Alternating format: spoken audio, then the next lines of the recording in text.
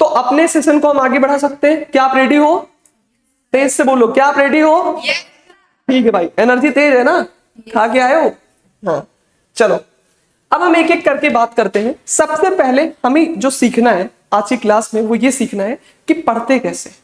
सबसे पहले most important topic है, देखो तुम अभी क्लास 6, 7, 8, 9, 10th में हो ना, सब लोग हो ना? तो हाउ टू स्टडी ये बहुत इंपॉर्टेंट चीज है बेटा। तुम किताब उठा के पढ़ने बैठोगे आज के जमाने में और तुम सोचो कि तुम टॉपर्स को कंपीट करो और किसी कॉम्पिटिटिव एग्जाम को निकालो या अपने मार्क्स में, अपने स्कूल एग्जाम में अच्छा मार्क्स लेकर के आओ, that is not good way. केवल पढ़ने से नंबर नहीं आता है, हमारे पास में एक राइट अप्रोच, राइट गाइडेंस और राइट स्ट्रेटेजी होनी चाहिए। तो जब मैं तुमसे कहता हूं कि तुम बहुत अच्छा स्कोर करना चाहते हो, तो सबसे पहली चीज है कि आपको यह पता होना चाहिए कि एग्जाम में पढ़ते कैसे, हाउ टू स्टडी। क्या ऐसी चीज हम करें ताकि हम अपने एग्जाम में अच्छा मार्क्स सिक्योर करें। आप कई बार देखते होंगे कि आप पढ़ाई तो कर रहे हो, आप रेगुलर 5-6 घंटे 4 घंटे पढ़ तो रहे हो, कंसिस्टेंसी से पढ़ रहे हो, पर मार्क्स ही नहीं इंक्रीज हो रहे। कितने लोगों के साथ में ये चीज हो रही है, हैंड रेस करना, कि आप पढ़ते तो जा रहे हो, आप पढ़ रहे हो, मेहनत कर रहे हो, शर्माना नहीं है, हैंड रेस करना है, पर आपके मार्क्स नहीं बढ़ रहे। इसमें से कोई है जिसको कोई डाउट ना? हाँ बेटा बिल्कुल है ना, कोई शर्म नहीं करनी है, आपको इस बात को समझना है। तो कई बार ऐसा होता है कि हम पढ़ाई करते जाते हैं पर हमारे मार्क्स इंक्रीज नहीं होते हैं। इसके पीछे का सबसे बड़ा रीजन आपको पता है क्या है? आपको पढ़ने का सही तरीका ही नहीं पता है।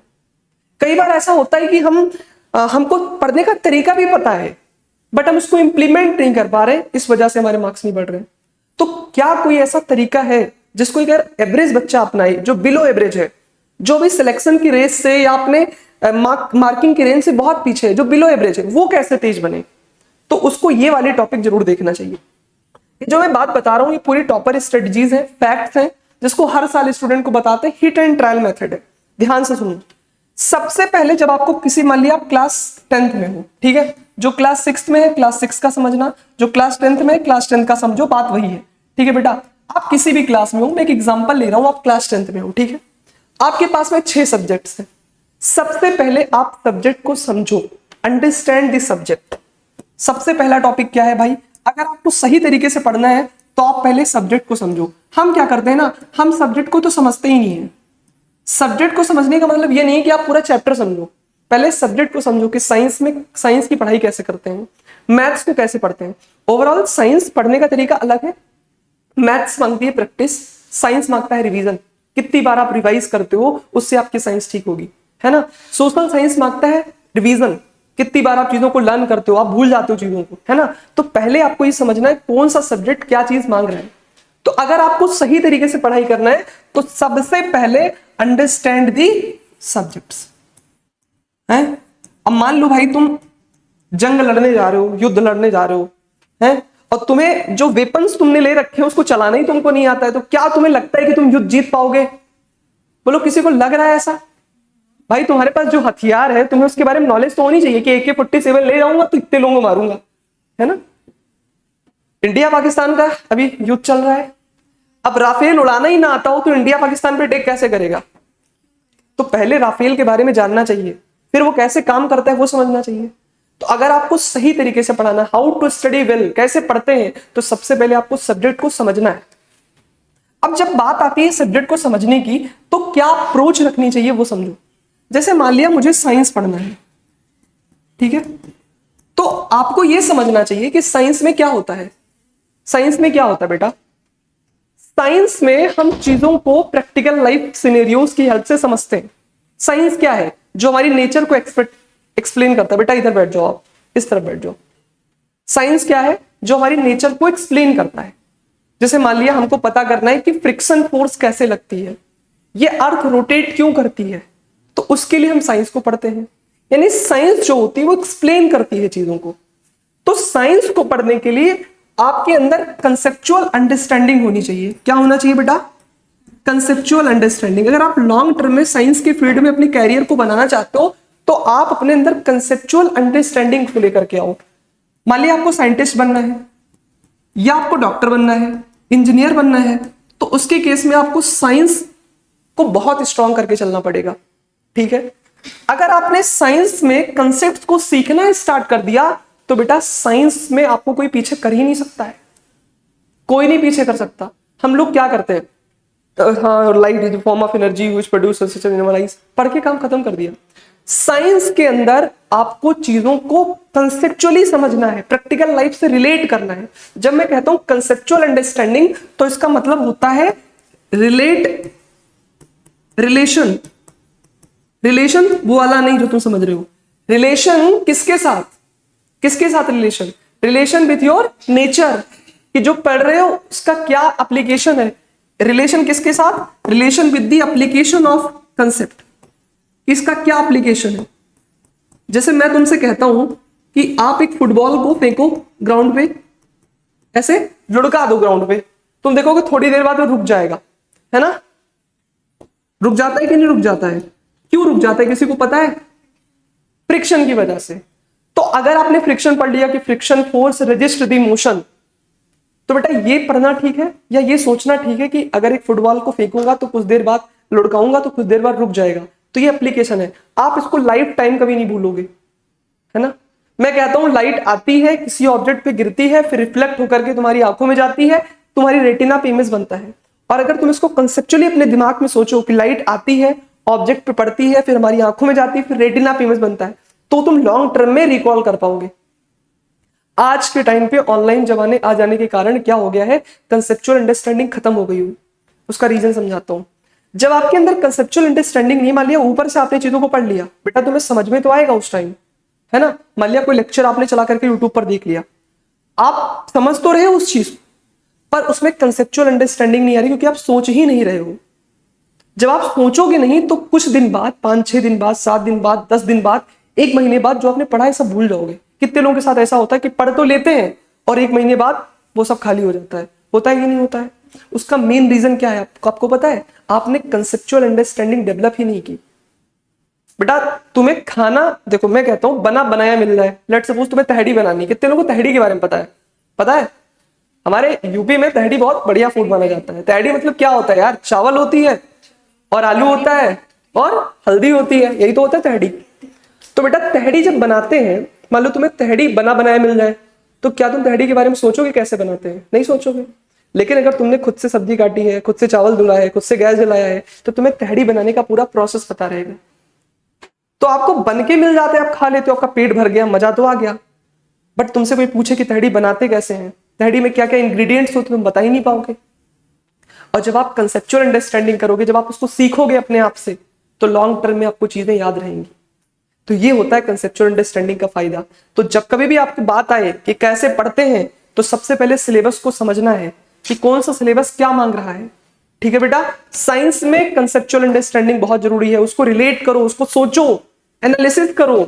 बेटा साइंस में जितनी भी चीजें पढ़ते हो, तुम कोई भी टॉपिक उठा लो, कोई भी चीज पढ़ लो, उसका कुछ ना कुछ रिलेशन नेचर के साथ में है, क्योंकि साइंस नेचर को एक्सप्लेन करता है। ठीक है बेटा, सूरज साइंस ने नहीं पैदा किया है, सन साइंस ने नहीं पैदा किया है। सन जो होता है उसके बारे में साइंस हमको बताता है। हमारी बॉडी को साइंस ने नहीं बनाया है, हमारी बॉडी को नेचर ने बनाया है, और जो साइंस होता है उसको एक्सप्लेन करता है।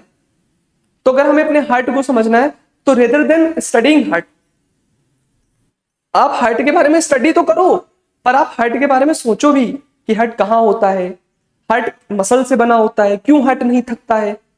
अब आप पढ़ के निकल गए कि हार्ट जो होता है मायोजेनिक होता है, कभी थकता नहीं है, मसल्स का बना होता है, हड्डी नहीं होता, दिल टूटता नहीं है, खुश हो गए हैं। लेकिन ऐसा नहीं होता है बेटा, आपको कंसेप्चुअल अंडरस्टैंडिंग डेवलप करनी है। तो मेरी बात समझ में आई सबको, बोलो हाँ या ना।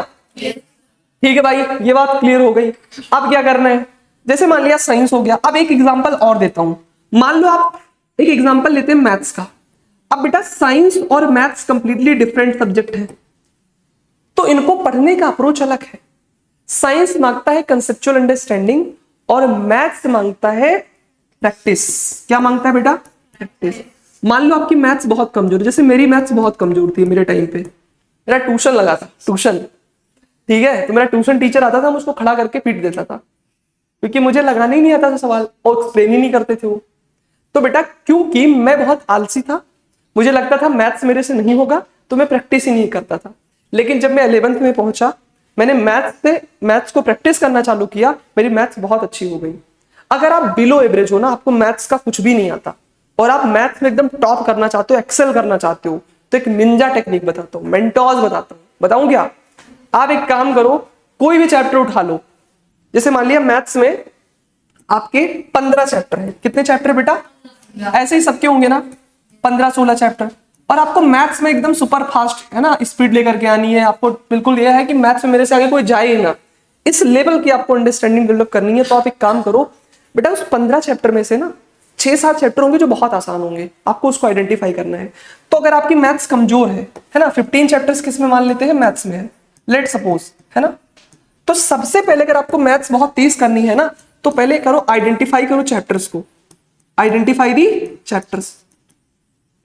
और ऐसा नहीं कि मैथ्स में जो सब्जेक्ट आपको हार्ड लगता हो, जो भी हार्ड लगता हो कि अरे ये तो मुझसे होगा ही नहीं, बेटा अगर 10 चैप्टर है, 15 चैप्टर है ना, तो उसमें कुछ आसान चैप्टर्स भी होते हैं। सबसे पहले उसको पकड़ना है। सबसे पहले क्या करना है? Identify the easy chapters. Easy chapters को आइडेंटिफाई करो। मान लिया 15 चैप्टर किसी भी बुक में है, ठीक है, मैथ्स की बुक में या किसी सोशल साइंस, जो भी तुम्हें टफ लगता है, मैं मैथ्स की बात कर रहा हूं। तो इसमें मैंने 6 चैप्टर्स मान लिया मुझे इजी मिल गए, जो कि बहुत आसान है भाई। मतलब थोड़ी बहुत अगर आपको चीजें आती, फॉर्मूला बेस्ड है, लेट्स सपोज फॉर्मूला रखा है, आंसर आ गया। इसमें कोई टफनेस नहीं है, इसको नॉर्मल बच्चा भी कर सकता है। बेटा हर किताब में 6-7 चैप्टर ऐसे होते हैं मैथ्स में जो एक नॉर्मल बच्चा भी कर सकता है, थोड़ी बहुत अगर अंडरस्टैंडिंग रखता है। तुम्हें भी लगता है कि नहीं लगता है? कुछ चैप्टर्स तो आसान होते हैं ना, तो सबसे पहले आपको उसको टारगेट करना है, पता करना है कि कौन सा चैप्टर आसान होता है। कैसे पता करेंगे? अपने सीनियर से मिलो भाई, काहे के सीनियर हैं, इतनी इज्जत देते हो तो उनसे कुछ फायदा तो लो, या अपने टीचर से मिलो, उनसे टिक करवा लो कि ये चैप्टर आसान है। अब सुनो हमारी बात, मान लिया आप क्लास 10th में हो, तो सबसे पहले अगर आपकी मैथ्स बहुत कमजोर है तो आपको फोकस करना है उन इजी चैप्टर्स पे, उस पर अपनी कमांड बना लो। मान लिया मुझे 6 चैप्टर मिले जो आसान है, अब इस पे तुम्हें क्या करनी है? कमांड। कमांड समझते हो क्या होता है? कमांड क्या होता है? बोलो। पूरा डेडिकेशन 100% की, कोई भी सवाल आएगा मैं गलत नहीं करूंगा, कोई भी सवाल आएगा मैं गलत, तो ये 6 चैप्टर में से आपका कोई मार्क्स तो कटेगा नहीं, नहीं कटेगा ना। अब बचते हैं जो इजी टफ चैप्टर्स हैं, है ना। मान लिया जो टफ चैप्टर्स हैं उनको भी आइडेंटिफाई करो, आइडेंटिफाई टफ चैप्टर्स। अब क्या करना है मैं तुम्हें बताता हूं, या मैं इसको हार्ड चैप्टर बोलता हूं, ज्यादा ठीक रहेगा। बोर हो रहे हो क्या? बेटा ये जो बता रहा हूं इंपॉर्टेंट है तुम सब के लिए, ये ऐसा नहीं कि हम ज्ञान देने आ रहे हैं, तुम सबको ऑलरेडी ज्ञान पता है। मैं ये तुम्हें कोई नहीं बताता। हमारे एजुकेशन सिस्टम की सबसे बड़ी हार्ड है कि बच्चे को पढ़ने तो बोल देते हैं, पर कैसे पढ़ना ये नहीं बताते हैं। तो ये तुम्हें मैं बताता रहूंगा। Identify hard chapters. अब मान लिया हार्ड चैप्टर्स आइडेंटिफाई कर लिया, अब 6 तो तुम कर ही ले जाओगे, 6 पे थोड़ी बहुत मेहनत करोगे तो हाँ 60-70% रिजल्ट ले आओगे ना इन 6 चैप्टर्स में, क्योंकि आसान है। हार्ड चैप्टर्स में प्रॉब्लम होगी, अब क्या करना है? ऐसा नहीं कि हार्ड चैप्टर्स को छोड़ देना है, ऐसा मैं बिल्कुल नहीं बोल रहा हूं कि इजी वाले को पहले करना है, बट टिक करके रखना है कि हाँ ये इजी है, ये मैं कर लूंगा। पता कर लेना सीनियर से, टीचर से कि सर ये इजी है, इसको तो मैं कर ही लूंगा। और जो हार्ड है, हार्ड जब तुम्हें पता हो कि ये चैप्टर हार्ड है, तो उसमें पूरी फोकस अपनी, पूरा फोकस, पूरा कंसंट्रेशन जब वो चैप्टर पढ़ाया जाए तो रखना है, पूरा कंसंट्रेशन रखना है। मान लिया तुम्हें लगता है कि पॉलिनोमियल बहुत हार्ड है, लेट्स सपोज, पहली बात तो ऐसा है नहीं, पर मान लेते हैं पॉलिनोमियल बहुत हार्ड है, तो जब तुम्हारा टीचर तुम्हें पॉलिनोमियल यहां पढ़ाएगा ना बेटा, तो उस टाइम पे तुम्हें बहुत अटेंटिव रहना है। क्या रहना है? अटेंटिव रहना है। तो उसमें तुम्हें बहुत फोकस से चीजों को समझना है, ठीक है। पॉलिनोमियल जिस दिन चलेगा तुम बहुत अच्छे तरीके से उसको समझो कि आज सर ने ये पढ़ाया, ऐसा सोचो कि आज सर जो बोर्ड पे लिखेंगे वो सारी चीज मैं सोच के पढ़ के जाऊंगा। हार्ड चैप्टर्स में ऐसा करना, आसान चैप्टर्स में तुम मस्ती मजाक भी कर सकते हो क्लास में, पर हार्ड चैप्टर जब चले तो इसीलिए कह रहा हूं आइडेंटिफाई करो, क्योंकि तुम अपनी कंसंट्रेशन को दे पाओ। मान लिया तुमने पॉलिनोमियल का पहला यूनिट पढ़ा, एक्सरसाइज 1। अब बेटा पहली यूनिट पढ़ा, पहली क्लास में तुम्हें मजा आएगा, तुम्हें लगेगा हाँ ये तो हार्ड है ही नहीं, ये तो है, ये क्या हार्ड है, पहले दिन तुम्हें लगेगा। अब फिर तुम्हें क्या करना है? मान लिया एक्सरसाइज 1 तुमने पढ़ लिया, अब वो तुम्हें मैथ्स तुम्हें हार्ड लग रहा है, वो चैप्टर तुम्हें हार्ड लग रहा है, बेटा जैसे घर पे जाओ, जो तुम्हारे सर ने सॉल्व कराया है ना, जो भी तुम्हारा क्वेश्चन सर ने सॉल्व कराया है, उसी को बेटा क्या करो?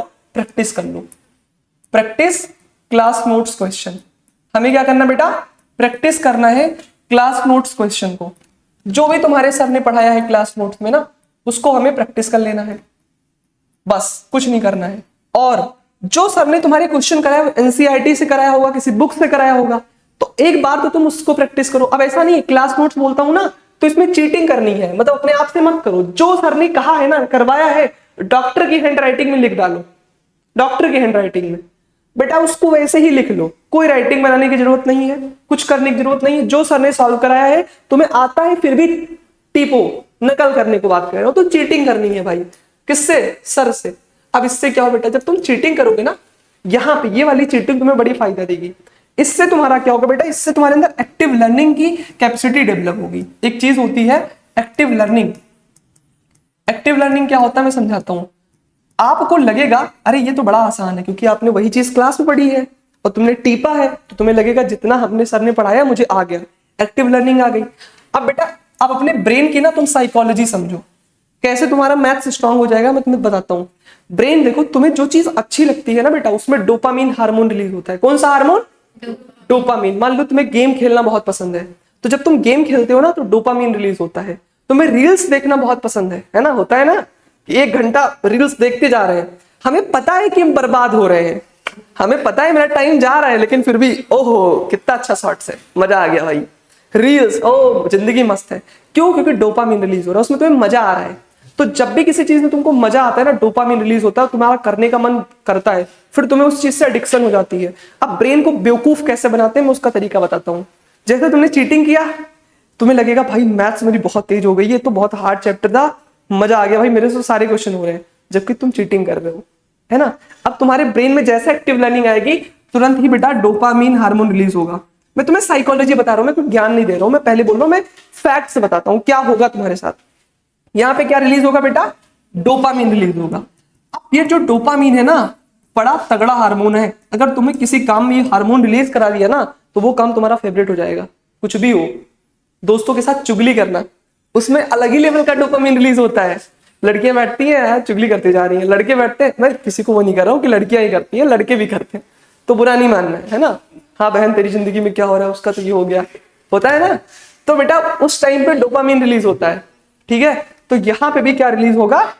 डोपामीन रिलीज होगा।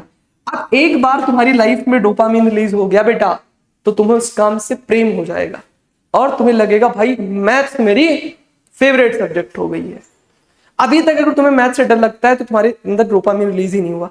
अब जैसे तुम्हें मैथ्स फेवरेट लगेगा ना, तुम क्या करोगे, तुम तुरंत से क्वेश्चन उठाओगे, सर से आगे चलने की कोशिश करोगे, आज क्वेश्चन कर लिया। अब बेटा इस टाइम पे क्या करना है, क्लास नोट्स करोगे, एक्टिव लर्निंग है, डोपामीन रिलीज होगा। अब तुम्हारा और मैथ्स पढ़ने का मन करेगा। अभी तुम 2 क्वेश्चन लगाते और तुम्हें लगता है ये तो हो ही नहीं रहा है, तुम्हारा कॉन्फिडेंस टूट जाता है, तो पढ़ना ही बंद कर देते। होता है कि नहीं होता है? हाँ बोलो बेटा। हाँ ऐसा होता है ना, सबके साथ होता है। तुम टफ चीजों को ले जाओ, उठाओगे, तुम्हें लगेगा अरे यार तो बड़ा टफ है, मेरे से होगा ही नहीं। लेकिन अगर तुम्हें कॉन्फिडेंस मिल जाए ना, अभी जो डोपामीन है ना, ये तुम्हारे लाइफ में क्या करता है, इट गिव्स यू कॉन्फिडेंस। ये क्या देता है आपको? हाँ तो ये आपको कॉन्फिडेंस देता है, इट्स गिव्स यू कॉन्फिडेंस। और बेटा तुम्हें कॉन्फिडेंस मिल जाए तुम कुछ भी कर सकते हो। तो भाई ये इसका काम यही होता है। अब सुनो, एक बार तुम्हें कॉन्फिडेंस मिल गया, डोपामीन रिलीज हो गया, अब तुमको क्या करनी है, तुमको प्रैक्टिस करना। वही क्वेश्चन जो तुमने कॉपी में किया है, अब बिना देखे तुम्हें करना है। एक बार तुम्हारा डोपामीन रिलीज हो गया, अब बिना देखे करोगे। जब बिना देखे करोगे तो मान लो 10 क्वेश्चन है ना, practice those question from yourself, those question from yourself, question from yourself, खुद से प्रैक्टिस करो इस बार बिना देखे। तो तुम जानते हो क्या होगा, एक चीज को तुम इसमें 3 बार कर रहे हो। एक तो क्लास में कर रहे हो कि नहीं कर रहे हो, एक तो चीटिंग करके कर रहे हो कि नहीं कर रहे हो, भी तुम पढ़ ही रहे हो बेटा, और एक तीसरा खुद से कर रहे हो। एक बात बताओ, अगर खुद से करते तो एक ही बार कर पाते ना, या 2 बार कर लेते, इस बार तुम 3 बार कर रहे हो। तो इसके ये भी फायदे कि तुम 3 बार एक क्वेश्चन को कर रहे हो बेटा। और तुमने एक चीज को 3 बार पढ़ा ना, तो मतलब तुमने साल में 3 बार भी पढ़ लिया तो 9 बार हो जाएगा। 9 बार तुम एक साथ रिवीजन करके चल रहे हो। हाँ बोलो बेटा, कुछ पूछ रहे हो क्या, समझ रहे हो? तो आप देखो भाई, आपको प्रैक्टिस करना है दोस क्वेश्चन फ्रॉम योरसेल्फ। अब ये आप एनसीईआरटी से कर सकते हो, वही क्वेश्चन जो आपके सर ने कराया है उसको आप एनसीईआरटी से कर सकते हो। बोलो मैथ्स का प्रॉब्लम सॉल्व। लेकिन आप अगर तुम सोचो, अगर तुम्हें पढ़ने का तरीका नहीं पता है, वही तुम साइंस वाला ट्रिक इसमें भी लगा रहे हो कि मम्मी को दिखाने के लिए 4 घंटा पढ़ना है, तो एक काम करते हैं, अब 6 बज गया है, अब मजबूरी में पढ़ना पड़ेगा, तो एक काम करते हैं, सर 6 से 10 हमको पढ़ना है, तो पहले तुमने साइंस उठाया, साइंस को तुम 2 घंटा दे दिए, 1 घंटा दे दिए, अब मैथ्स उठाए हो, उसमें देखते जा रहे हो, मन कर रहा है तो पेन चला ले रहे हो, नहीं तो तुम करो हाँ ये हो गया ठीक है, नहीं हुआ कोई बात नहीं, हटाओ छोड़ो, नहीं होगा, कल सर से पूछूंगा, ये नहीं होगा। मैथ्स बहुत टफ है यार। तो क्या इससे तुम्हारा मैथ्स तेज होगा? बेटा हर सब्जेक्ट को पढ़ने का तरीका अलग है। तो हाउ टू स्टडी में मुझे तुम्हें यही समझाना था कि कैसे चीजों को पढ़ते हैं। हर सब्जेक्ट को समझो कि इसका क्या सिनेरियो, जैसे साइंस मैथ्स का पता लग गया, कल तुम मुझसे मिलना, कुछ क्वेश्चन पूछना है क्या? हाँ पूछो। माइक दे दो बेटा, माइक दे दो। देखो वो ऑन है, एक बार दिखाना मुझको। हाँ हाँ ठीक है, पूछो। सर प्रैक्टिस भी करते हैं और मैथ समझ में भी आती है, लेकिन पेपर में लिखते टाइम सब दिमाग से उतर जाता है। एक काम करना, उसका मेन रीजन जानते हो क्या है? उसका मेन रीजन है आप रिवीजन नहीं करते हो। हॉनेस्टली बताना, क्या रिवीजन करते हो? बेटा नहीं करते हो, मैं तुम्हें फैक्ट बता रहा हूँ। देखो तुमने 1 महीना पहले रिवीजन किया है, 15 दिन पहले रिवीजन किया, वो काम नहीं करेगा। हर इंसान का दिमाग सेम नहीं होता है। कुछ बच्चे होते हैं जो बहुत तेज होते हैं, ठीक है? कुछ बच्चे, इधर दिखाओ जरा, इधर दिखाओ, लाइट हटाओ, देखिए लाइट जल रही है, हाँ ठीक है। बेटा कुछ बच्चे होते हैं जो बहुत तेज होते हैं, उनमें क्या होता है कि एक बार पढ़ लिया उनको लाइफ टाइम याद रहता है, ऐसे भी बच्चे होते हैं, है ना? तो हम उनमें से नहीं है, हम मान के चल रहे हैं कि हम बिलो एवरेज है। तो उनकी स्ट्रेटेजी हमारी स्ट्रेटेजी अलग है। तुम किसी टॉपर की स्ट्रेटेजी देखोगे तो एक बार पढ़ेगा उसको याद रहेगा। हमारा जो ब्रेन है, हर इंसान का ब्रेन की कैपेसिटी अलग अलग होती है। हो सकता है आपको एक बार में चीजें ना समझ में आती हो, तो आप उसको 2-3 बार करो, 4 बार करो, 5 बार करो। मैं आपको इसका एक फैक्ट बताता हूँ, जो आपने पूछा है ऐसा क्यों होता है मैं बताता हूँ। हमारे पास ब्रेन के पास ना बेटा 2 माइंड होता है, कॉन्शियस माइंड, एक होता है सबकॉन्शियस माइंड। जब आप पहली बार किसी चीज को सीखते हो तो किस में जाता है? कॉन्शियस माइंड में जाता है।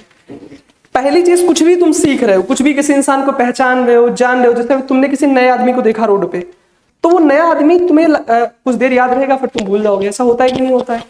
मुश्किल से आधे घंटे, 2 घंटे, 3 घंटे, इसके बाद भूल जाते हो, है ना? यही तो होता है। या आप कोई नई चीज पढ़ते हो तो 2-4-6 दिन याद रहती है, उसके बाद भूल जाते हो, अगर उसका रिवीजन नहीं करते हो तो। इसका रीजन बताऊं क्या होता है? वो चीजें टेम्परेरी स्टोर होती हैं। जो आपका कॉन्शियस माइंड होता है ना, जब आप पहली बार किसी चीज को सीख रहे हो तो आपके कॉन्शियस माइंड में जाता है, तो वहां पे चीजें टेम्परेरी स्टोर होती हैं। लेकिन आप जब दोबारा उसी चीज को सीखते हो, मेरी बात समझ पा रहे हो बेटा, तो वो चीज आपके सबकॉन्शियस माइंड में जाती है। कहाँ जाती है? तो अगर तुम्हें तुम्हारी मम्मी का नंबर याद है, तुम्हारे पापा का फोन नंबर याद है, या तुम्हें अपने बचपन की कोई दोस्त याद है, या तुम्हें कोई टॉपिक याद है, वो इसीलिए याद है क्योंकि आपने उसको मल्टीपल टाइम याद किया है। कहते हैं ना, किसी इंसान को भूलना हो तो उसके बारे में सोचना ही बंद कर, वो अपने आप भूल जाओगे। और तुम सोचते रहोगे अरे उसने मेरे साथ बहुत गलत किया, अरे, तो उसको भूल ही नहीं पाओगे, फिर तो तुम और याद कर रहे हो। तो बेटा तुम्हारे साथ या किसी बच्चे के साथ जो प्रॉब्लम होती है कि एग्जाम जब होता है तो याद नहीं आता, उसका मेन रीजन जानते हो क्या है? सबसे पहला रीजन है कि वो चीजें आपके सबकॉन्शियस माइंड में नहीं गई हैं। आपको इसे एक्सेप्ट करना पड़ेगा। आप कैसे करेंगे? बेटा 3 बार में पढ़ने से नहीं हो रहा है तो 4 बार पढ़ो, 6 बार पढ़ो, 10 बार पढ़ो। 1 साल मिलता है एक क्लास के लिए, मोर देन इनफ है यार। अगर तुम 4 घंटा भी रोज पढ़ते हो तो 1 साल बहुत होता है। 10th तक के बच्चों के लिए, छोटे हो तुम लोग, अभी इतने बड़े नहीं हुए, बहुत आसान चीज है, ठीक है? तो आपको 4-5 बार, 6 बार अच्छी स्ट्रेटेजी से पढ़ाई करनी है। जब आप रिवीजन करोगे, इसका सीधा आंसर है रिवीजन, क्योंकि जब आप रिवीजन करते हो ना, जो आपने क्वेश्चन पूछा उसका आंसर क्या है? रिवीजन। जब आप रिवीजन, देखो इसमें वर्ड ही लिखा है रिवीजन, विजन मतलब आपके विजन में जा रहा है ना? बार बार प्रैक्टिस कर रहे हो तो आपके विजन में जा रहा है, इसे बोलते हैं रिवीजन। बैठ जाओ, ठीक है भाई? तो आपको यही चीज करनी है, ये चीजें करोगे तो सबकॉन्शियस माइंड में चीजें जाएंगी। तो अब ये तो समझ में आ गया होगा ना कि कैसे पढ़ाई करते हैं, है ना? चलो बेटा आप यहाँ आओ, आओ आओ आओ आओ, तुम तो एंकरिंग करती हो ना, आओ। माइक दे दो इसको, माइक दे दो। अच्छा वो है, उसको भेज दो भाई, उसको भेज दो। सभ्यता, राइट? आ जाओ बेटा, सभ्यता। अब बेटा बताओ तुम, इसमें से तुम्हें क्या लगता है किस टॉपिक को डिस्कस करना चाहिए? सामने आओ, कैमरे के सामने आओ, है ना? किस टॉपिक को डिस्कस करना चाहिए? कंसिस्टेंसी को डिस्कस करना चाहिए। सबको लगता है कंसिस्टेंसी को डिस्कस करना चाहिए। कंसिस्टेंसी में तुम्हारे साथ क्या प्रॉब्लम आती है? मतलब तुम्हें क्या फील होता है, या दूसरों के साथ क्या प्रॉब्लम आती है? कंसिस्टेंसी में तुम्हें ऐसा क्या लगता है?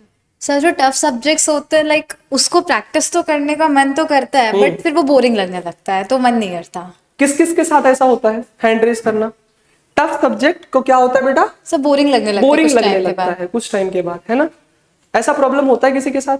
ठीक है बेटा, हाँ, तो इससे कंसिस्टेंसी भी ब्रेक हो जाती होगी। हाँ। तो मैं एक काम कर लेता हूँ, जो आपने दोनों चीज पूछी है वो अलग अलग टॉपिक है, लेकिन इसको मैं डिस्कस कर लेता हूँ। Okay, thank you. अब किसी दूसरे को माइक दे दो, आप कहीं रख दो, बोलना नहीं है, मैं समझाता हूँ।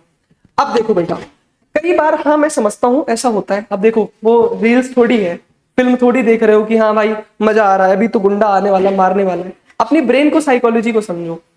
आपके ब्रेन को चाहिए इंस्टेंट ग्रेटिफिकेशन। आप समझो अपने ब्रेन को, अपने दिमाग को समझो, तभी कुछ कर पाओगे। आपके दिमाग को चाहिए इंस्टेंट ग्रेटिफिकेशन। अब ये क्या होता है मैं समझाता हूं। इंस्टेंट ग्रेटिफिकेशन क्या होता है मैं आपको समझाता हूं। इंस्टेंट ग्रेटिफिकेशन क्या होता है, जैसे मान लो आप कोई काम कर रहे हो, तो आप तभी उस चीज को कर पाओगे जब आपको उससे कुछ रिजल्ट मिलेगा तुरंत से, है ना। कुछ तुम्हें, जैसे कहते हैं ना कि तुम्हें गिफ्ट मिलेगा कुछ उसका। अब जैसे मान लो तुम रील्स देख रहे हो, तो तुम्हें हर 30 सेकंड में एक नई रील मिल रही है, तो तुम्हें तुरंत इंस्टेंट ग्रेटिफिकेशन मिल रहा है, तुम्हें मजा आ रहा है ना। लेकिन पढ़ाई में क्या होता है ना, तुरंत मार्क्स नहीं मिलते हैं, तुरंत तुम्हारे अंदर इंप्रूवमेंट नहीं होता है, तुरंत वो सब्जेक्ट तुम्हारा हार्ड से इजी नहीं बनता है, तुम्हें बहुत मेहनत करनी पड़ती है। तो तुम्हें इंस्टेंट ग्रेटिफिकेशन नहीं लगता है, मिलता है, तुम्हें बोरिंग लगता है। तुम खेलते हो, तुम्हें तुरंत से डोपामाइन रिलीज हो जाता है, तुम्हें मजा आता है। लेकिन पढ़ते हो तो रिलीज ही नहीं होता है। हालांकि कुछ ऐसे लोग होते हैं जिनके, जो अच्छे बच्चे होते हैं, जो आज अच्छे पोजीशंस पे खड़े हैं, मैं तुम्हें बता रहा हूं, उनको पढ़ाई करते करते डोपामाइन रिलीज होता है, इसलिए वो पढ़ने में तेज हो जाते हैं। और मैंने तुम्हें तरीका बताया कैसे कराते हैं। अब सुनो हमारी बात को, अपनी ब्रेन को समझो। ब्रेन को चाहिए इंस्टेंट ग्रेटिफिकेशन। तो अपने दोस्तों से जब चुगली करते हो ना, तुम्हें इंस्टेंट ग्रेटिफिकेशन मिलता है, डोपामीन रिलीज होता है, तुम्हें मजा आता है। हमारे दिमाग में ना एक डेविल्स है, डेविल समझते हो, डैन, डैन है बेटा। वो तुम्हारे साथ एक एडवोकेट करता है। जो मैं बातें बोल रहा हूँ वो सब हाई रिसर्च बुक में है ना। तो मैं ऐसी कोई फिलॉसफी नहीं झाड़ रहा हूँ, ये सब सच्चाई है। हमारे माइंड में एक डेविल्स एडवोकेट है। सब लोग मेरी बात को समझ पा रहे हो ना? क्या मैं बोरिंग बातें कर रहा हूँ? बेटा तुम अपना हेड डाउन करके बैठो। क्या मैं बोरिंग बातें कर रहा हूं? मजा नहीं आ रहा है? आ रहा है ना? ध्यान से सुनो, काम आएगा। हम सबके दिमाग में एक एडवोकेट होता है जिसको बोलते हैं डेविल्स एडवोकेट। एडवोकेट के बारे में तो पता ही होगा, है ना। ऐसे एक होता है डेविल्स एडवोकेट। स्पेलिंग सही है? सही है ना? ये बता देना स्पेलिंग के बारे में। हाँ, अब बेटा देखो, ये जो डेविल्स एडवोकेट है ना, आपके साथ एक समझौता करता है। क्या करता है? समझौता करता है। तुम्हें अगर कोई चीज देता है ना, तो तुमसे तुम्हारा कोई इंपॉर्टेंट चीज ले लेता है। जैसे मान लिया किसी काम में आपको बहुत मजा आ रहा है, बहुत इंस्टेंट ग्रेटिफिकेशन मिल रही है, बहुत मोटिवेशन मिल रहा है, तुम्हें बहुत खुशी हो रही है उस काम से, तो बेटा अगर तुम्हें वो कोई चीज दे रहा है तो तुमसे कोई चीज ले भी रहा है। समझ रहे हो बात को? जैसे मान लिया कोई काम तुम कर रहे हो और वो काम तुम कर रहे हो, तुम्हें मजा आ रहा है, लेकिन बेटा जब तुम्हें मजा आ रहा है ना, तो तुमसे कुछ इंपॉर्टेंट चीज वो लेकर के भी जा रहा है। ये काम होता है डेविल्स एडवोकेट का। एक एग्जांपल लेते हैं। आप अपने फोन में रील्स देखते हो, कितने लोग शॉर्ट्स और रील्स देखते हैं? हैंड रेस करो बिना शर्म किए, कितने लोग देखते हो? है ना बेटा, देखते हो। एक बात बताओ, जब तुम शॉर्ट्स और रील्स देखते हो तो मजा तो आता ही होगा, आता है कि नहीं आता है? सबको मजा आता है। जब आपको मजा आ रहा है बेटा, तो डेविल्स एडवोकेट क्या कर रहा है? आपके साथ समझौता कर रहा है। वो आपको इंस्टेंट ग्रेटिफिकेशन दे रहा है और उसके बदले में तुम्हारी सबसे इंपॉर्टेंट चीज ले रहा है। वो क्या ले रहा है? टाइम। बेटा तुम्हारे साथ जो होता है ना कि रील्स देख रहे हैं, हमको पता है कि हम बर्बाद हो रहे हैं, लेकिन फिर भी देखते जा रहे हैं, उसका रीजन जानते हो कौन है? ये भाई साहब, ये सबसे बड़े डकैत हैं ये। हाँ, डेविल्स एडवोकेट। ये तुम्हें ग्रेटिफिकेशन दे रहा है पर तुम्हारा सबसे इंपॉर्टेंट चीज ले रहा है। उसे क्या बोलते हैं बेटा? टाइम। टाइम। अब उस प्रॉब्लम को समझते हैं जो उस लड़की ने पूछा कि सर कुछ टफ सब्जेक्ट्स होते हैं जिसको कुछ दिन तक हम पढ़ते हैं, उसके बाद हमारा पढ़ने का मन ही नहीं करता है, हम बोरिंग हो जाता है। उसका पीछे का रीजन समझते हो? आपके दिमाग को इंस्टेंट ग्रेटिफिकेशन नहीं मिलता है। इंस्टेंट ग्रेटिफिकेशन नहीं मिलता है। और बेटा जब इंस्टेंट ग्रेटिफिकेशन नहीं मिलता है तो डेविल्स एडवोकेट और हावी हो जाता है। वो तुमसे जानते हो क्या कहता है? अरे ये तो बहुत बोरिंग है, इसको तो करो ही मत, ये तुम समझ ही नहीं पाओगे।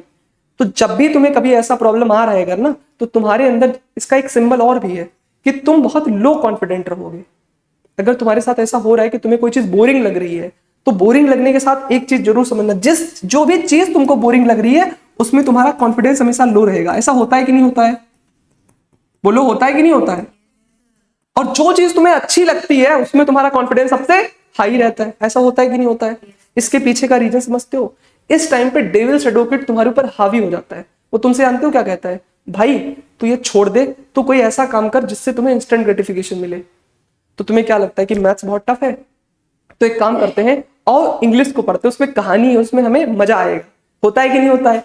तो डेविल्स एडवोकेट तुम्हें बहका रहा है कि भाई तू मैथ्स बंद कर, क्योंकि उसे मजा चाहिए, उसे इंस्टेंट ग्रेटिफिकेशन चाहिए। तो तू मजे के लिए क्या कर रहा है, तुम्हें दूसरा सब्जेक्ट पढ़ने के लिए मोटिवेट कर रहा है। अब तुम दूसरा सब्जेक्ट पढ़ेगा, याद कहेगा भाई तू एक काम कर, आधे घंटे हो गए पढ़ते हुए ना, अब तू बाहर जा, कुछ रील्स देख ले, दोस्तों से बात कर ले, कुछ चुगली वगैरह कर ले, तो तुम्हें उसमें उसको इंस्टेंट ग्रेटिफिकेशन मिल जाएगा। तुम्हें बहकाता रहता है और तुम अपने माइंड को समझ ही नहीं पाते, तुम बहक जाते हो। और एक टाइम ऐसा आता है कि तुम्हारी कंसिस्टेंसी भी नहीं बनती, फोकस भी नहीं बनता, वो तुम्हारे साथ सबसे बड़ा समझौता करके चला जाता है। सबसे बड़ा दुश्मन तुम्हारा कौन है बताओ? Devil's advocate. इसको हावी नहीं होने देना। अब मैं तुम्हें सच बता रहा हूं, ये होता है सबके अंदर। तो मान लिया तुम्हारी मैथ्स टफ और बोरिंग लग रही है, उसका कारण जानते हो क्या है? तुम्हारे जो डेविल्स एडवोकेट है ना, उसको मजा चाहिए। अब इसे तुम्हें बेवकूफ बनाना पड़ेगा। कैसे बेवकूफ बनाते हैं मैंने तुम्हें बताया अभी। इसको तुम ये कहो कि हाँ ठीक है भाई अभी चिल करेंगे, उससे बोलो ठीक है भाई अभी चिल करेंगे, तू 5 मिनट बैठ, 5 मिनट पढ़ लू, बस 5 मिनट पढ़ लू, उसके बाद फिर तू जो कहेगा वो करूंगा। अपने मन को बोलो, ऐसे बोला करो। ये मन बहुत चंचल होता है बेटा, कहते हैं ना मन को वश में रखो। बड़े बड़े ऋषि मुनि, बड़े बड़े लोग कहते हैं कि अगर आपको जीवन में आगे बढ़ना है तो अपने ब्रेन को, अपने मन को कंट्रोल में रखो, वश में रखो। कहते हैं कि नहीं कहते हैं? वो इसीलिए कहते हैं क्योंकि वो जो डेविल्स एडवोकेट है उसे कंट्रोल में रखना बहुत जरूरी है। अब बेटा क्योंकि वो तुम्हारे ऊपर हावी हो चुका है तो तुम्हें उसको बेवकूफ बनाना पड़ेगा। कैसे बेवकूफ बनाते हैं? जैसे मान लो तुम्हारे मन में आए कि मैथ्स बहुत टफ है, बहुत बोरिंग है, हम नहीं पढ़ेंगे, या तुम्हारा पढ़ने का मन ना करे, सोचो कि अभी कुछ देर बाद पढ़ूंगा, प्रोकास्टिनेशन है। तुम जानते हो क्या बोलो? ठीक है भाई चल 5 मिनट पढ़ते हैं, उसके बाद में गेम खेला जाएगा।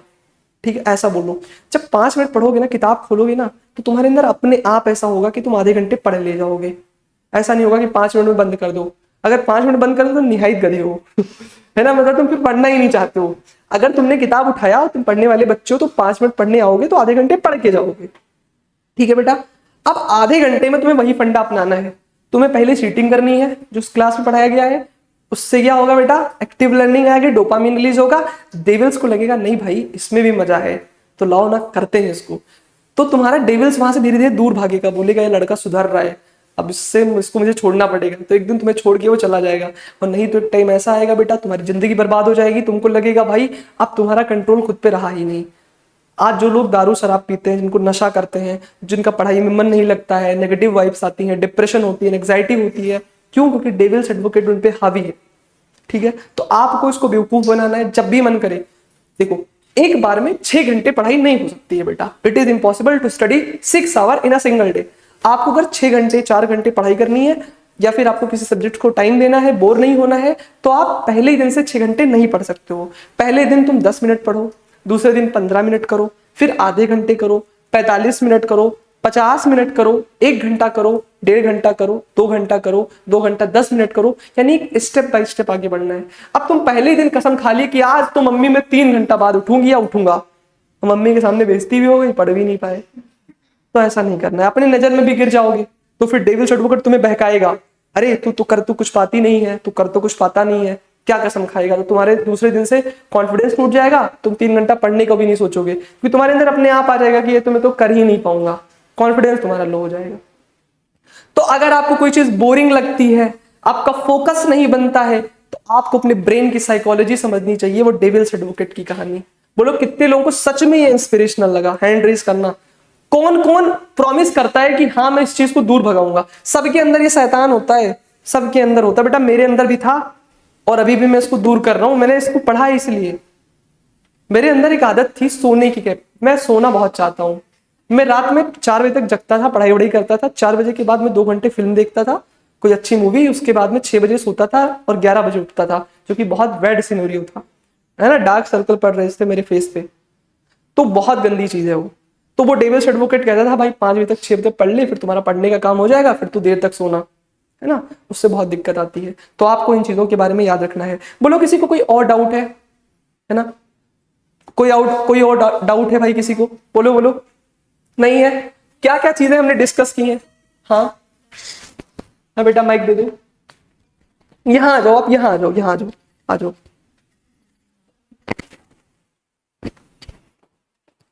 सर ये क्वेश्चन बहुत दिन से मेरे माइंड में था। एक्चुअली जब हम कोई सब्जेक्ट चूज करते हैं तो उसका सिंपल सा आंसर है कि हम अपने इंटरेस्ट के हिसाब से चूज करते हैं।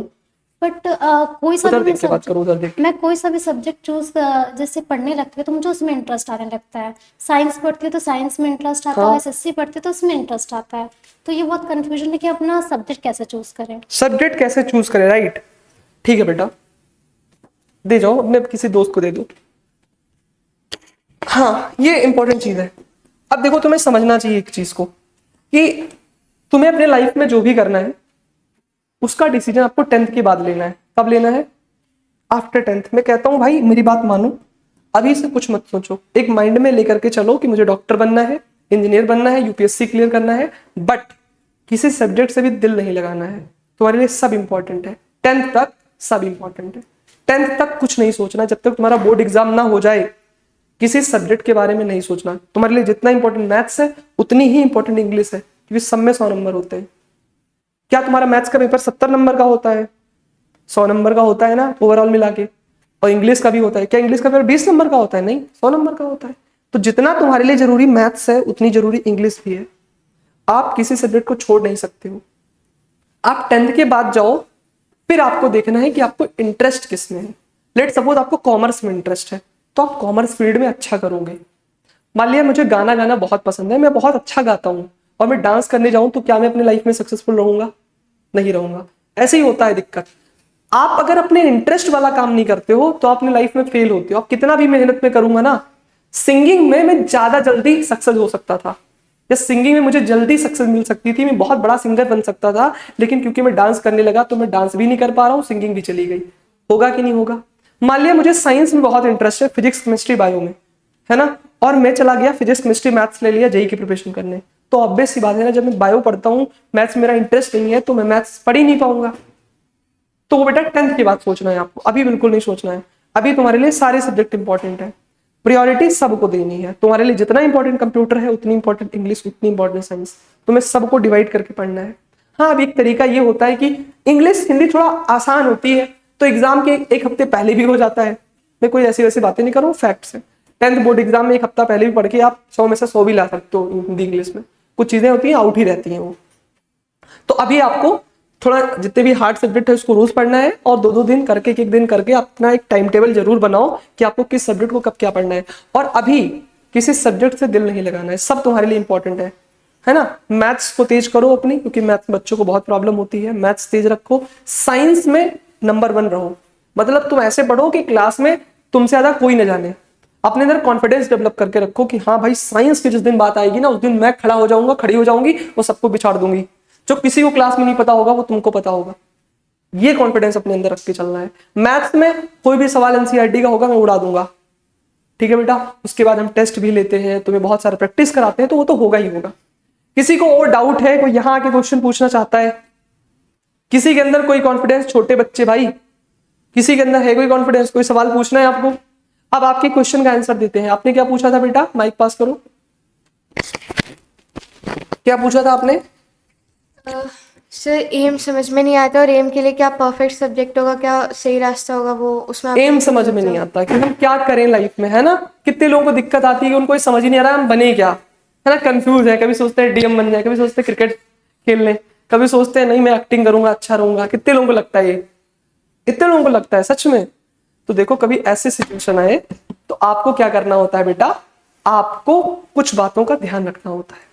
वो ये समझना होता है कि आप ये सोचो कि कौन सा ऐसा काम है जो आप फ्री में कर सकते हो। मान लिया लाइफ में आपको इस काम का पैसा ना मिले, लेट सपोज मुझे यूपीएससी क्लियर करना है, लेट सपोज, ठीक, मान लो एक सेकंड के लिए मैं, या मुझे मान लो 10th में 90% मार्क्स लाने हैं, 95 लाने हैं, या मुझे मान लो कि अपने लाइफ में डॉक्टर बनना है, इंजीनियर बनना है, कुछ भी बनना है, या मैं डीएम बनना है। चलो डीएम का एग्जाम्पल लेते हैं। अब मैं जब अपने सब्जेक्ट्स को चुनूंगा, जब मैं अपने एम को चुनूंगा, तो मैं सोचूंगा कि अगर मैं डीएम बनता हूं और मुझे 1 महीने 2 महीने की सैलरी नहीं मिलती है, तो क्या मैं इस काम को छोड़ूंगा या करूंगा? अगर आता है कि नहीं, इसमें मेरा शौक है, भौकाल रहेगा, गाड़ियां रहेंगे, सब आगे पीछे चलेंगे, जिस भी डिस्ट्रिक्ट में जिस भी स्कूल में जाऊंगा छापा मार दूंगा, तो मुझे लगेगा भाई मैं इसी करने के लिए पैदा हुआ हूं। उसमें तुम्हारा इंटरेस्ट है बेटा। देखो, कोई चीज तुम फ्री में तभी करोगे जब तुम्हारा उसमें इंटरेस्ट होगा। हालांकि ऐसे आप पूछोगे तो आपका इंटरेस्ट 2-3 तरफ जाएगा। आप कपड़े की दुकान पे जाओ कपड़ा लेने, आप कंफ्यूज हो जाओगे कौन सा कपड़ा लूं, क्योंकि तुम्हें सब सही लगेगा। होता है कि नहीं होता है? लेकिन जब तुम्हारे पास 2 ही ऑप्शन हो तो तुम्हें एक पसंद आ जाएगा, होता है ना? तो आपको डाइवर्स ऑप्शन नहीं आना। तुम ये सोचो कि कपड़ा लेने जाते हो तो सोचते हो ना, इसको मैं घर में भी पहन सकती हूँ, बाहर भी पहन सकती हूँ, दोस्त से मिलने जाऊंगी तो भी पहन सकती हूँ, कहीं भी जाऊँ वहां पहन सकती हूँ, ऐसा सोचते हो, फिर वो कपड़ा डिसाइड करते हो। वैसे ही बेटा जब कैरियर डिसाइड करो तो ये सोचो, क्या इसमें मेरा इंटरेस्ट है? क्या सच में मेरा इंटरेस्ट है, या मैं लोगों को देख करके ये डिसीजन ले रही हूं? आपको ये नहीं सोचना है कि मेरी बुआ की लड़की ने यूपीएससी क्लियर किया तो मैं भी यूपीएससी क्लियर करूंगी। ये गलत आइडिया है, फिर तुम लाइफ में फेल रहोगे, या अगर सक्सेसफुल हो भी जाओगे तो खुश नहीं रहोगे, नहीं रहोगे खुश। बहुत सारे ऐसे यूपीएससी करने के बाद लोग हैं जो सुसाइड करते हैं। बहुत सारे ऐसे लोग हैं जो नीट क्वालिफाई करने के बाद एमबीबीएस कॉलेज में पहुंचने के बाद सुसाइड कर लेते हैं, डॉक्टर सुसाइड कर लेते हैं। क्यों? क्योंकि उनके लाइफ में खुशी नहीं है। सेटिस्फेक्शन, खुशी और सपने अलग अलग चीज होते हैं। आपको डिसाइड करना है कि आप किस चीज के लिए बने हो। इसके लिए एक वर्ड होता है इंट्रोस्पेक्शन। इंट्रोस्पेक्शन मतलब होता है आत्मचिंतन, मतलब आप खुद से बात करो। अभी आपके पास में 1 साल है ना, रोज 10 मिनट दो खुद को और इसमें इंट्रोस्पेक्शन करो कि मैं किस फील्ड में जा करके अच्छा कर सकती हूँ और किस में मेरा जेन्युइनली इंटरेस्ट है। जैसे मेरा सिंगिंग में इंटरेस्ट है तो मैं सिंगिंग करूंगा तो अपनी लाइफ में सक्सेसफुल रहूंगा। अब इतना हर बच्चे को पता होना चाहिए कि उसका इंटरेस्ट किस में है। अगर ये नहीं पता है तो बहुत गलत बात है बेटा। आपको ये पता होना चाहिए कि आपको लाइफ में क्या करना है, सबको पता होना चाहिए ये चीज। आपका इंटरेस्ट किस में है? लेट्स सपोज आपका क्रिकेट में इंटरेस्ट है और आपके पेरेंट्स बोल रहे हैं कि भाई क्रिकेट में मत जाओ, इतना पैसा हमारे पास नहीं है। बोलते हैं कई बार, कितने लोगों को ऐसा बोला गया है भाई? बोला गया है ना बेटा, बोला गया होगा कि मत जाओ, पढ़ाई पे फोकस करो। बेटा ध्यान से सुनो, पेरेंट्स गलत नहीं कह रहे हैं, पर शायद तुम अगर क्रिकेट में जाते तो अच्छा करते। हालांकि मैं तुम्हें बहका नहीं रहा हूं, मैं ऑनेस्टली बता रहा हूं क्योंकि तुम्हारा इंटरेस्ट है उसमें। तुम ना पूरी दोपहर धूप में भी खेलते रहोगे, शाम को रात तक खेलते रहोगे, ऐसा होगा कि नहीं होगा? और अपने अंदर इंप्रूवमेंट करते रहोगे क्योंकि तुम्हें पसंद है, इसलिए तुम करोगे। और वहीं तुम्हें फुटबॉल खेलना पसंद हो, क्रिकेट का बल्ला थमाऊंगा, धूप देखोगे, भागाओगे, होगा कि नहीं होगा? होगा ना? तो बेटा इंटरेस्ट को डिसाइड करो, तुम्हारा इंटरेस्ट किस में है। फैसला लेना है इंटरेस्ट को देख करके। तुम्हें लग रहा है कॉमर्स लेकर मेरी लाइफ अच्छी हो जाएगी तो कॉमर्स ले लो, कोई फर्क नहीं पड़ता उस चीज से, कोई फर्क ही नहीं पड़ता। कल को लाइफ में सिर्फ यही देखा जाएगा आप कितने पैसे कमाते हो, दैट्स इट। मैटर ही नहीं करता आप क्या करते हो। ठीक है, बोलो मेरी बात समझ में आ रही है? पक्का ना? तो आज की क्लास में आपको क्या समझ में आया भाई? बोलो बोलो, क्या क्या समझ में आया आपको? फोकस मेंटेन करना बता दिया मैंने, एम को चूज करने के लिए इंटरेस्ट देखना है, how to score good marks, इसको मैं डिस्कस करता हूं। सबसे पहले क्या करना है, मार्क्स को स्कोर करने के लिए किसी भी क्लास में हो आप, जल्दी से बताता हूं, 2 मिनट का टाइम लूंगा, फिर इसको खत्म करते हैं। सबसे पहले आपको अपने राइटिंग, पहले तो आपको चीजों को समझना है, आपको लर्न करना है। पहली स्टेप अच्छे मार्क्स को सिक्योर करने का है लर्निंग। क्या है बेटा? लर्निंग। अब लर्निंग करने से काम नहीं चलेगा। आपने बहुत अच्छा किसी चीज को समझ लिया, अच्छी कंसेप्चुअल अंडरस्टैंडिंग है, पर आपको राइटिंग स्किल नहीं पता है तो भी आप मार्क्स सिक्योर नहीं कर पाओगे। भाई तुम्हें नींद लग रही है? बेटा सीधे बैठो, कॉन्फिडेंट रहो। अगर आपको अच्छा मार्क्स सिक्योर करना है तो सबसे पहले लर्न करो, उस चीज को सीखो। अब लर्न करने से काम नहीं चलेगा। दूसरा सबसे बड़ा इंपॉर्टेंट स्टेप है कि आपको राइटिंग स्किल पता हो। क्या पता हो बेटा? बेटा बोर्ड में मान लो तुम्हें 95% लेकर के आना है, तुम्हें प्रैक्टिकल बात बताओ, तुम्हें सब चीज आती है, तुम्हें सब कुछ पता है, तुम्हें सारी डेफिनेशन आती है, सारे कंसेप्ट आते हैं, पर तुम लिख ही नहीं पा रहे हो, तो क्या तुम 95 ला पाओगे? तुम डिजर्व तो करते हो, तुम्हें आता तो है, पर तुम्हें लिखना ही नहीं आता है। तो आपको राइटिंग स्किल पे फोकस करना है। साथ साथ में आपको रेगुलर बेसिस पे रिवीजन करना है बेटा। रिवीजन बहुत जरूरी है, जीवन में रिवीजन चाहिए भाई, रिवीजन चाहिए, बार बार रिवीजन करो। रिवीजन करोगे तो चीजें आपके सबकॉन्शियस माइंड में जाएंगी, तुम्हें याद रहेगा, एग्जाम में भूलोगे नहीं। जो तुमने पूछा ना बेटा, तुमने जो पूछा उसका मेन मकसद क्या? रिवीजन। वो सबकॉन्शियस माइंड में नहीं गया, उसको सबकॉन्शियस माइंड में लेकर के जाना है। ठीक है बेटा? फिर क्या करना है सर? उसके बाद में आपको बेटा स्कूल में, कोचिंग में बहुत सारे टेस्ट देने हैं। एग्जाम से पहले सीधे एग्जाम में मत जाओ बेटा, सीधे एग्जाम में जाओगे दिक्कत होगी। एक बात बताओ, इंडिया पाकिस्तान का युद्ध होता है, फिर भी हमारी जो आर्मी होती है वो ट्रेनिंग इनको दी जाती है, दी जाती कि नहीं दी जाती है? जब भी कभी वर्ल्ड कप होना होता है, विराट कोहली, सचिन तेंदुलकर, इतने बड़े बड़े प्लेयर थे, रोहित शर्मा, इतने लोग हैं प्लेयर, बेटा ये लोग भी ग्राउंड में आकर के पहले प्रैक्टिस करते हैं।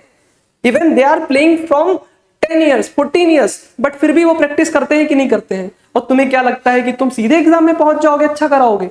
ऐसा नहीं है। एग्जाम के एक दिन पहले आपको सैंपल पेपर लगाना है, आपको उस चैप्टर के मोस्ट इंपॉर्टेंट क्वेश्चन का टेस्ट खुद बनाना है, उसको अटेम्प्ट करना है, तब आपको एग्जाम देने जाना है। आप ये सोचो कि नहीं मैं सीधे एग्जाम में जाऊंगा और 90% लेकर के आऊंगा, बेटा तुम्हारी एक्सपेक्टेशन टूट जाएंगी। बेटा प्रैक्टिस चाहिए, रिवीजन चाहिए, फिर आपको क्या करना है बेटा, टेस्ट देना है। अगर आप इतना काम करते हो फिर आप एग्जाम देने जाओ, तो इतना करते हो है ना, test after finishing the chapter. अब देखो कोचिंग करने के कुछ फायदे होते हैं, कोचिंग करने के कुछ फायदे होते हैं, मैं तुम्हें बताता हूँ। अब मान लिया तुम्हें टेस्ट वगैरह की चिंता छोड़ ही देनी है, तुम्हारा टीचर ही कराएगा, उसमें कोई दिक्कत वाली बात ही नहीं है। तो आपको पहले लर्निंग करना है, राइटिंग स्किल फोकस करना है, रिवीजन करते रहना। इतना करोगे तो मार्क्स बढ़ेगा भाई, इतना ही करना पड़ता है। बहुत लोग क्या करते हैं, लर्निंग करते हैं, इन दोनों पे फोकस ही नहीं करते हैं, तो मार्क्स नहीं आएगा। सिंपल सी चीज है, आपका लिखने पे नंबर कट जाएगा, फिर मैम से जाओगे पीटीएम में, बोलोगे मैम आपने मेरा मार्क्स क्यों काटा, मेरा तो सही था। बेटा रीजन क्या है ना, तुमने राइटिंग स्किल फोकस ही नहीं की। और जो तुम एक बार लर्न करते हो ना, तुम्हारे अंदर घमंड आ जाता है कि मुझे तो आ गया, पर आता ही नहीं तुम्हें सही से। जब तक आप लिखोगे नहीं ना, तो कैसे पता करोगे कि तुम्हें आता है कि नहीं आता है। मान ली इतनी बात मैंने बोली, इसमें से कुछ ही बच्चे होंगे जो मेरी बताई गई बातों को अप्लाई करेंगे। सबसे पहली चीज है आपको रोज रोज, अब आपको मैं लास्ट मैसेज दे रहा हूं जो मैं बताने के लिए आज का काउंसलिंग सेशन लिया था। सबसे पहले आपको एक टाइम टेबल बनाना है भाई, सबको अपना टाइम टेबल बनाना है। Make a separate time table. आज का हमारा जो क्लास करने का मोटिव था, मेक अ टाइम टेबल। आपको अपना एक टाइम टेबल बनाना है, पहली चीज। दूसरी चीज, आपको रेगुलर बेसिस पे खुद को एनालाइज करना है, क्योंकि एक साल पढ़ाई करनी है तो एनालिसिस करना है कि क्या मैं उसको फॉलो कर रहा हूं, तो रेगुलर एनालिसिस करनी है। अपने आप को मार्क्स देना है ना। मान लो आपने 5 स्टार रेटिंग देनी है, 4 स्टार रेटिंग देनी है, तो रेगुलर एनालिसिस करो उसका। और दूसरी चीज है भाई, इसमें से कितने लोग हैं जो भगवान वगैरह को मानते हैं, अपने अपने गॉड को मानते हैं, हाथ उठाओ। सब लोगों को एक काम करना है बेटा, किसी भी धर्म से हो आप, स्पिरिचुअल रहो। हनुमान चालीसा पढ़ो, मैं तुम्हें बता दूं तुम्हारी लाइफ बदल जाएगी।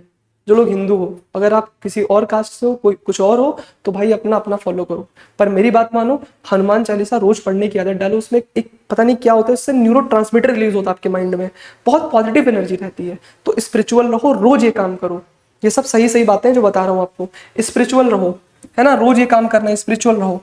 और बेटा सबसे इंपॉर्टेंट चीज है कि डिस्ट्रैक्ट नहीं करना है खुद को, डिस्ट्रैक्ट करना ही नहीं है खुद को। कंसिस्टेंट रहो, इसके लिए मैं बोल रहा हूँ कंसिस्टेंट रहो। और कैसे रहते हैं ये सब मैंने तुम्हें बता दिया है, क्या क्या करोगे, सब कुछ करना है। तो ये 4 चीजें जिसने कर लिया भाई वो अच्छा करेगा। आज का हमारा क्लास यहीं पे खत्म होता है। किसी को कोई डाउट है तो पूछ सकता है, ठीक है बेटा, खत्म करें। हाँ पूछ लो बेटा, आ जाओ यहीं आ जाओ। ठीक है, माइक उठा के बोलो। सर आपने कहा कि आपको आपके करियर के लिए आपके इंटरेस्ट पर काम करना रहता है, पर आपका इंटरेस्ट कुछ दूसरा है और आप जिस चीज़ में अच्छे हो वो कुछ और है। लाइक मेरा इंटरेस्ट है फुटबॉल और क्राइम्स एंड मर्डर्स टाइप का, पर मेरी क्राइम्स करना murder detection, victimology, forensic science, मतलब CID type, CBI type, okay कह सकते हैं उस टाइप में। पर मैं नेचुरली राइटिंग स्किल्स में अच्छी हूँ, ऐसा मुझे काफ़ी लोगों ने बोला था। तुम्हें करना क्या है? सर नहीं करना, वही तो समझ नहीं आ रहा सर। राइटिंग स्किल तुम्हारी अच्छी है, पर उसमें इंटरेस्ट नहीं है। इंटरेस्ट नहीं है। आपको इंटरेस्ट किस में है? फॉरेंसिक साइंस तो बेटा आप एक काम कर सकते हो, आप फॉरेंसिक साइंस में ही अपना कैरियर बनाओ और राइटिंग स्किल को जब पार्ट टाइम रखो, अपने खुशी के लिए करो उसको, है ना। जब आप फॉरेंसिक में जाओ तो आप अच्छी अच्छी राइटिंग्स पे चीजों को लिखो, तो उससे आपका पैशन देखो, मैं नहीं कह रहा हूँ, कई बार ऐसा होता है कि मैं 2 चीजें पसंद होती, राइट। जैसे मुझे गाना गाना पसंद है, पढ़ाना भी पसंद है, तो ऐसा नहीं कि मैंने गाना गाना बंद कर दिया है। या मुझे लिखना पसंद है, मैं पढ़ा रहा हूँ और लिख भी रहा हूँ भाई, लिखूंगा मैं, अच्छी अच्छी राइटिंग लिखूंगा। आज के टाइम पे बेटा सोशल मीडिया का टाइम है, आप राइटिंग स्किल में बहुत अच्छा कर सकते हो। मान लिया आपको स्टोरी लिखनी है तो आप उसको करने के बाद भी लिख सकते हो, इवन आपको बहुत अच्छा एक्सपीरियंस मिलेगा। आप चीज़ों को, केसेस को समझोगे, एनालाइज करोगे, आपका दिमाग थोड़ा बड़ा होगा, आप सोच पाओगे, तो उसको करने के बाद भी उसको कर सकते हो। सर पर उसके लिए इंडिया में कोई अच्छी करियर अपॉर्चुनिटी नहीं बेटा, ये ऐसा नहीं है। इंडिया में ऐसी बहुत सारी करियर अपॉर्चुनिटीज हैं जो आपको मिलेंगी आगे। जैसे राइटिंग स्किल में आपको किस चीज में इंटरेस्ट है मैं बताता हूँ। क्राइम राइटिंग में, तो अगर आप क्राइम डिपार्टमेंट में जाओगे तो आपको क्राइम का एक्सपोजर मिलेगा, आपको पता रहेगा कि क्राइम कैसे किया जाता है। ये भी तो भाई तुम अगर क्राइम को पहचानोगे, है ना, मर्डर हुआ है तो मर्डर कैसे किया होगा ये पता होगा तभी तो जान पाओगे। तुम देखते हो कि कई बार क्राइम डिपार्टमेंट की टीम पहुंचती है, इवन मैं तुम्हें बताऊं मैं क्राइम इन्वेस्टिगेशन का एजेंसी का एजेंट रहा हूँ, मतलब मैं ऑन कैमरा बोल रहा हूँ तो झूठ तो नहीं बोलूंगा, तुम मान सकते हो, किसी दिन मैं तुम्हें प्रूफ भी दिखा दूंगा। मैं CIA का मेंबर था, मैंने उसको छोड़ दिया, ठीक है, मैं था क्राइम इन्वेस्टिगेशन एजेंसी का। तो जब आप क्राइम में जाते हो तो आप चीजों को समझते हो, देखते हो। मुझे टीचिंग में इंटरेस्ट है तो मैंने अपना सब कुछ छोड़ के टीचिंग करना सोचा। फिर सब लोग बोलेंगे अरे टीचिंग में तो पैसा कम है, भाई पैसा बहुत है टीचिंग में। पहले टीचर गरीब होता था, बहुत अमीर होता है, करोड़ों की पैकेज मिलती है, 10-15 लाख रुपए किसी जॉब में नहीं मिलता। डॉक्टर बन के भी इतना लोग नहीं कमाते जितना टीचिंग में मिल रहा है, और इज्जत भी है, फेम भी है, रिस्पेक्ट भी है ना, सब कुछ है। सर पे 11th में कौन सा सब्जेक्ट लेंगे उसके? किसमें? 11th में आप नॉर्मल साइंस लो, आप साइंस को लो, साइंस को ऑप्ट करो, अपने बॉडी के बारे में समझो, नेचुरल साइंस लो, फिर आप फॉरेंसिक साइंस में जाकर के एडमिशन ले लेना 12th के बाद, ठीक है। अपनी डिप्लोमा करना, बैचलर्स करना, उसके बाद आपको अपॉर्चुनिटीज मिलेंगी क्राइम इन्वेस्टिगेशन में जाने के लिए, है ना, वो मैं आपको आगे से अलग से बता दूंगा, ठीक है। उसका एक सिनेरियो होता है। हाँ, जब आप उसको करोगे ना तो आप राइटिंग भी कर पाओगे भाई, जिस चीज के बारे में पता होगा उसी को तो लिख पाओगे ना, है ना। मान लो तुम्हें पता है कि कविता कैसे लिखते हैं, कितने रस छंद अलंकार का प्रयोग करते हैं, तो जब पढ़ोगे तभी तो लिख पाओगे। आपके लिए बहुत अच्छी चीज है कि आपका इंटरेस्ट भी उसी में है और राइटिंग भी करना चाहते हो, तो आप बहुत अच्छी चीजों को रिलेट कर पाओगे। आपको कोई चीज छोड़ने की जरूरत नहीं है, आपको फोकस करना है क्राइम इन्वेस्टिगेशन डिपार्टमेंट में जाने का। अभी तो बताऊं बहुत अच्छा कैरियर ऑप्शन है। मैंने क्यों छोड़ा? क्योंकि मेरा कोई इंटरेस्ट नहीं था, है ना। तो आप जा करके बहुत अच्छा कर सकते हो, बहुत अच्छा कर सकते हो। मेरे छोड़ने का, भाई ऑन कैमरा बोल रहा हूँ तो झूठ नहीं बोलूंगा, विश्वास करना, ठीक है। मैंने क्यों छोड़ा? क्योंकि मेरा कोई इंटरेस्ट उसमें नहीं था, पुलिस के साथ इधर उधर रहना पड़ता था और मेरे को दिक्कत होती थी थोड़ी बहुत, तो इस वजह से मैंने उसको क्विट कर दिया। बट अगर आप बड़े लेवल पे आते हो CBI वगैरह में, तो आपके पास बहुत ज्यादा करियर ऑप्शंस हैं जिसमें आप जाकर के बहुत अच्छा कर सकते हो, ठीक है। वेलकम।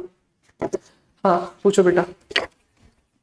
तो जैसे मुझे यूपीएससी का एक अटेम्प्ट देना है तो उसके लिए सब कहते हैं कि ह्यूमैनिटीज चूज करो, बट मेरा खुद का इंटरेस्ट है कि मुझे कुछ बिल्डअप करना है, जैसे मुझे कोई ब्रांड या कोई ऐसा इन्वेस्टमेंट करना है, तो उसके लिए कॉमर्स ऑप्ट करने के लिए मुझे बोला जाता है। तो फिर मुझे कैरियर ही नहीं समझ आता कि मैं साइंस लूँ या कॉमर्स या ह्यूमैनिटीज पे मैं फोकस आप मुझे करूँ। बताओ, आप कॉमर्स लेकर के भी तो UPSC क्रैक कर सकते हो ना? कर सकते हैं। फिर आपको कैरियर भी बनाना है, हाँ। आपको अपनी कंपनी भी बनानी है, अपना ब्रांड भी बनाना है। हाँ। देखो चीजों को समझो, प्रैक्टिकली समझो। आपको ये डिसाइड करना है कि आपको पहले क्या करना है, पहले कंपनी बनानी है, पहले UPSC क्लियर करना नहीं, है। पहले यूपीएससी का अटेम्प्ट देना है। एग्जैक्टली, पहले तो अटेम्प्ट नहीं देना है, क्लियर करना है। क्लियर करना। अटेम्प्ट देना इज डिफरेंट थिंग, क्लियर करना इज डिफरेंट थिंग। जैसे मैं कहता हूँ कि मैं JEE का अटेम्प्ट दूंगा, हमें बिना पढ़े कूद गया JEE में, है ना, और JEE का रिजल्ट आया, फेल हो गया, तो मेरा कॉन्फिडेंस टूट जाएगा। तो मैं अगर ये कहूंगा कि मुझे JEE फोड़ना है तो मेरे अंदर अलग कॉन्फिडेंस रहेगा, मैं निकाल भी सकता हूँ। पर मैं कहूंगा मुझे अटेम्प्ट देना है तो इसका कोई मतलब नहीं है। तो अगर आपको कॉमर्स फील्ड में जाना है तो आपको कॉमर्स ऑप्ट करना चाहिए, कॉमर्स को लेकर के आगे बढ़ना चाहिए। कोई क्या कह रहा है, किसको ह्यूमैनिटीज पसंद है, कोई फर्क नहीं पड़ता है। तुम्हारा UPSC का एग्जाम तुम खुद लिखोगी। हाँ। तुम्हें ह्यूमैनिटीज में नहीं इंटरेस्ट है, तुम्हें मजा नहीं आएगा, पढ़ोगी नहीं, दिक्कत होगी। किसी के कहने से नहीं चलना है, कभी भी किसी की बात मत मानो बेटा, अपने आप की बात सुनो, तुम्हें जो पसंद आए तुम वो करो। सर बट एक डीमेरिट्स भी है मेरे साथ। क्या चीज? सर कि मेरी मैथ्स बहुत वीक है। देखो इट्स नॉट, कॉमर्स में बहुत इजी मैथ्स होती है, जहां तक मेरे को पता है, ऐसा मैंने सुना है। कभी मैंने कॉमर्स पढ़ा नहीं है, ना कभी मैंने किसी को कॉमर्स पढ़ाया है, बट मैंने ऐसा सुना है। अगर मैं सच हूँ बेटा, आप लोगों को ज्यादा पता होगा कि मैथ्स बहुत आसान होती है। कितने लोगों को पता है इसमें कॉमर्स में मैथ्स आसान होती है? मैं तुम्हें सच बता रहा हूँ, बच्चे आते हैं क्लास 11th के, 12th के, मैं देखता हूँ, सर से भी बात किया हूँ, मैथ्स उनकी बहुत ईजी होती है। तो there is nothing like tough बेटा। आई इम्पॉसिबल एक वर्ड होता है ना, तुम अगर तुम्हें पता हो तो उसमें भी आई इम्पॉसिबल होता है कि नहीं होता है? सबको पता है ना, ये सब बातें कहने की नहीं, सच है। इस दुनिया में कुछ भी इम्पॉसिबल नहीं है। जैसे मान लो मैं इस लड़के को खड़ा करूं, मैं इसको बोल दूं कि अगर तुम मुझे 4 लाख रुपए नहीं दोगे तो कल तुम्हारा किडनैप करवा दूंगा मैं, तो ये 4 लाख रुपए लेकर के आएगा भाई, कहाँ से लाएगा बेचारा, वो उसकी प्रॉब्लम है, पर इसको अपनी जान बचानी है ना। मैं मजाक कर रहा हूँ भाई, ठीक है। तो अब देखो भाई, ये चीजें भाई होती हैं। जब तुम्हारे सामने कोई बहुत बड़ी प्रॉब्लम आएगी ना, तुम उसको करोगे, तुम्हारे जेन्युइनली UPSC क्रैक करना होगा, तो आप कॉमर्स में मैथ्स जो है उसको स्ट्रॉन्ग कर लोगे, उसकी कोई दिक्कत नहीं है। बट इंटरेस्ट जिसमें है उसी को चूज करो। मैं एक वर्ड बोलता हुआ आ रहा हूँ, इंटरेस्ट। बेटा इंटरेस्ट बहुत मैटर करता है। अपने लाइफ में इसको जरूर सोचना कि मेरा इंटरेस्ट किस में। तुम कोई भी काम करते हो यार, तुम बतासे खाते हो, मोमोज खाते हो, इंटरेस्ट से खाते हो कि नहीं खाते हो? तभी तो मजा आता है। दाल चावल रोटी सब्जी तुम्हें जो पसंद है, तुम्हें मजा कब आता है? जब तुम इंटरेस्ट वाली चीज खाते हो। अब मैं तुम्हें करेला का जूस पिला दूं तो क्या तुम पियोगे? क्यों? क्योंकि इंटरेस्ट ही नहीं, बल्कि वो फायदा कर रहा है तुम्हारी बॉडी को। पर क्यों तुम्हें नहीं पसंद है? क्योंकि तुम्हारा इंटरेस्ट नहीं है उसमें बेटा। भले बहुत फायदेमंद हो कोई चीज तुम्हारे लिए, पर तुम्हारा उसमें इंटरेस्ट ही नहीं है तो करने का क्या मतलब? कोई मतलब नहीं है ना। यही कहना चाहता हूं मैं। Thank you, और किसी को कोई डाउट भाई? पक्का ना? तो इस सेशन को एंड किया जाए। ठीक है भाई, हंसो। ठीक है, thank you so much, have a great day.